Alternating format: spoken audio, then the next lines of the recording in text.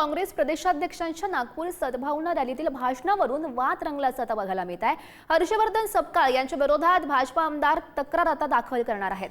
संघ मुख्यालयाबाबतचं वक्तव्य मुस्लिमांना प्रोत्साहित करणारं असल्याचं संदीप जोशी आता म्हणतात। रेशीम बागेचं कुलूप तोडतील हे कळल्यानंतर कबरीबाबत भूमिकेत बदल झाला असं हर्षवर्धन सपकाळ यांनी वक्तव्य केलेलं होतं।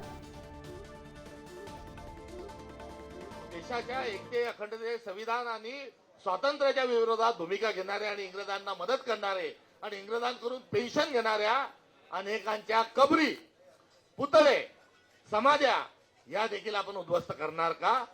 आणि हा प्रश्न विचारल्या करंट लागला आणि तो करंट लागत असताना नागपूरची दंगल झाली आणि नागपूरची दंगल झाल्यानंतर त्यांच्या लक्षात आलं दुसऱ्याचं घर जाळलं तर आपले घर जळतं। हे जर आपल्या रेशीम बागेत घुसले बका बका बका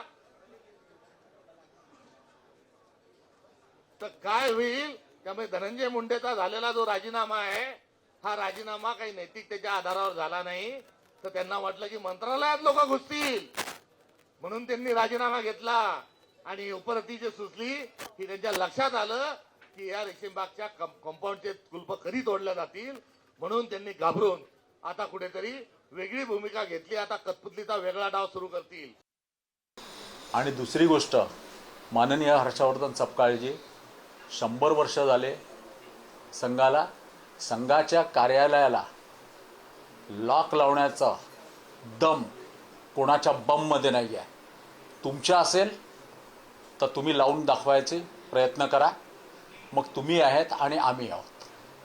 परंतु या पद्धतीने प्रोवोकेटिव्ह सर्व भाषा करून नागपूर शहरातलं शांत झालेलं वातावरण बाहेरून येऊन हे खुटीअपाट धंदे करू नका।